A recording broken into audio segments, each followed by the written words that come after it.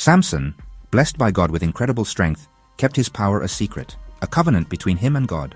He fell in love with Delilah in the valley of Sorek, hoping for peace after a life of conflict. But the Philistine rulers saw Delilah as their chance to destroy Samson. They offered her a fortune, 1,100 shekels of silver from each ruler, to uncover the secret of his strength. Delilah faced a choice: loyalty to Samson, or the lure of unimaginable wealth. The silver promised security and luxury, but at the cost of trust and love.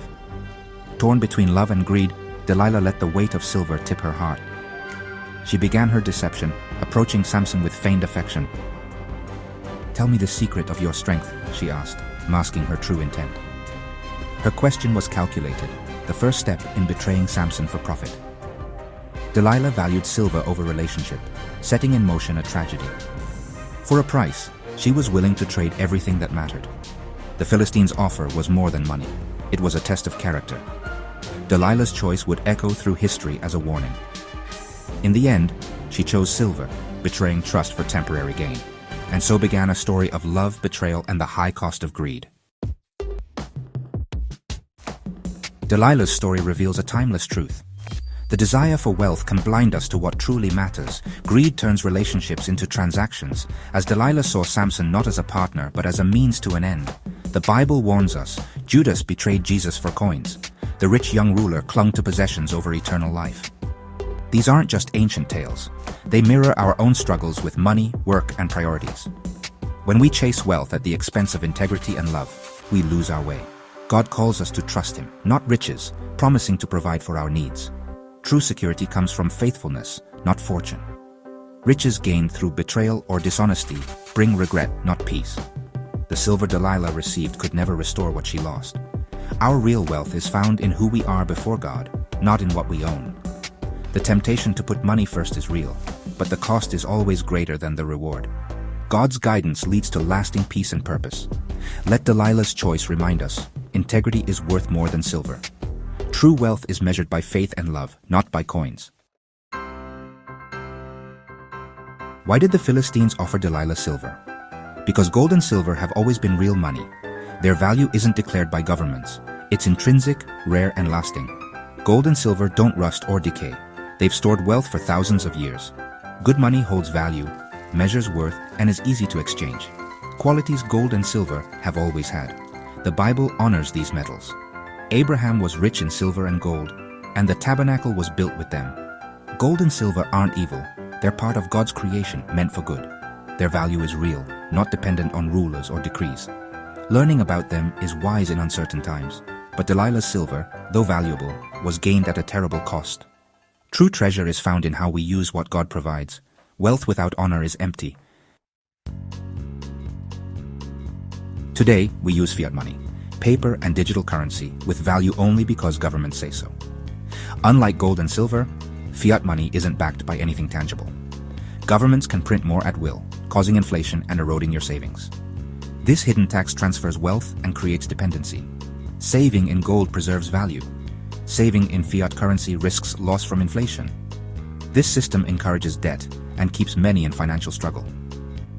Understanding the difference between real money and fiat money is crucial. It's not about opposing government, but about wise stewardship. God calls us to be informed and responsible with our resources. Knowing how money works helps protect your family's future. Wisdom in finances is part of honoring God.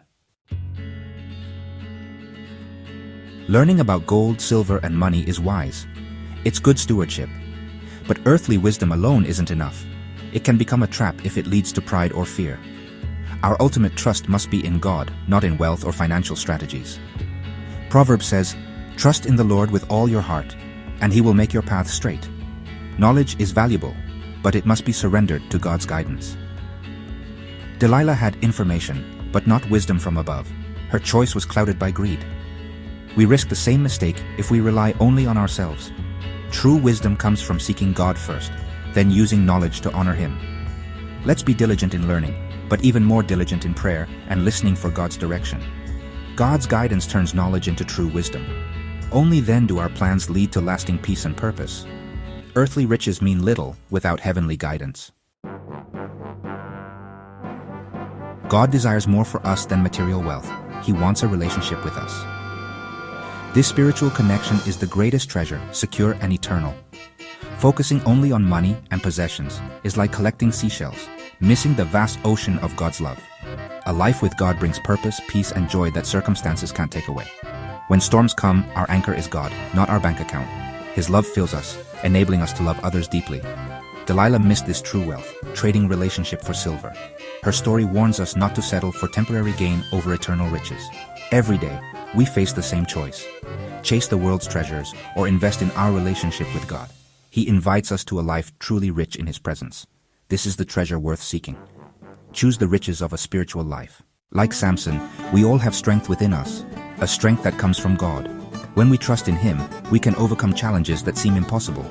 Remember, your true power is found in faith, just as Samson's was. Delilah's story reminds us that choices driven by money can bring ruin. True wisdom comes from a relationship with God, not from wealth. Gold and silver are useful, but without God's guidance, they're just metal. Only God gives peace, purpose, and healing. Before making financial plans, make a spiritual plan. Seek God's guidance daily. Let His word and prayer shape your decisions. When God is first, everything else falls into place. Use resources wisely, but trust God for security. Seek His kingdom above all, and all else will follow. For practical wisdom on precious metals, visit eltruedinero.com. But remember, your true security is in God's hands.